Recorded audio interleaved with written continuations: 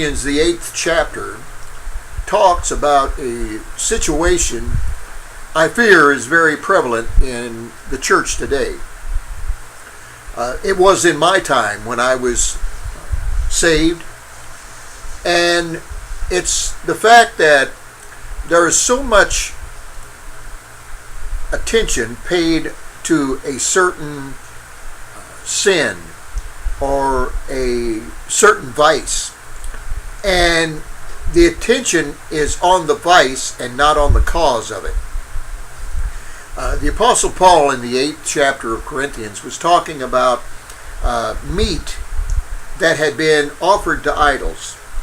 And Peter, in one of his writings, said that, in his opinion, stay away from meat offered to idols and stay away from meat that was cooked in its own blood, of which I will do the latter. I don't go around asking if meat was offered to idols, but I do ask the server if the meat is rare. Then I have to turn it down. This is my conviction, this is my own thinking, and I do not look down upon somebody else who's eating next to me and takes roast beef with the blood still fresh. As I said, this is just my own thinking. But the Apostle Paul goes even further when he says in 1 Corinthians chapter 8, be aware of your actions, because he says that gods are nothing more than stone, wood, or whatever material they might be made of. They have no power to reason, they have no power to have power.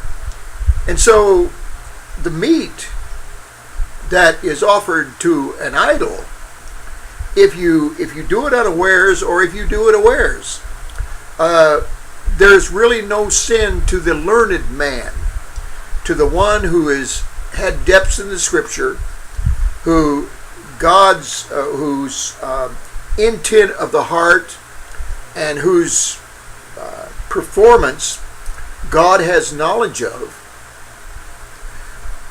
Then whatever his conscience tells him is all right. But what happens is there's another brother that has just been saved. Another brother possibly may have just written that scripture or read that scripture that Peter said, that abstain from food cooked in its own blood. And he sees this man eating it, and he becomes what they call offended.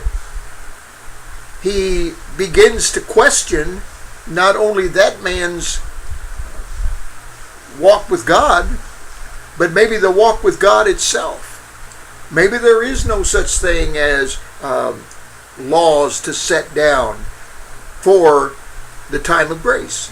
Maybe there is no restraint on the Christian character. And we are told that we are free indeed. But with that, the Apostle Paul also said, not all things are expedient to me. Not all things edify. Not all things glorify. And not all things justify. So we have to control our freedoms with the knowledge that God is watching us. And if we are like children with just getting up from nap and being able to run the house without restraint, then God is going to take note of that. So when we have those around us that might be bent toward watching our actions, The Apostle Paul says, I would rather go without meat forever than to offend one of my brothers. Because a brother offended, Solomon says, I believe in Proverbs, he says a brother offended is harder to win than anything.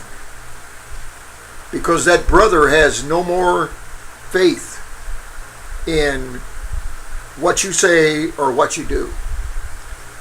You have offended his sensibilities. So when you are in the congregational group, when you are among God's people, take note of your actions, not theirs, but yours. And if everybody took note of their actions, then everything would run smoothly. And be aware of the brothers around you. Don't just make your own desires known, your own beliefs known, your own likes or dislikes known. But be aware of the sensibility of the ones that are around you. And therefore, you escape becoming a stumbling block. God bless you. Maranatha.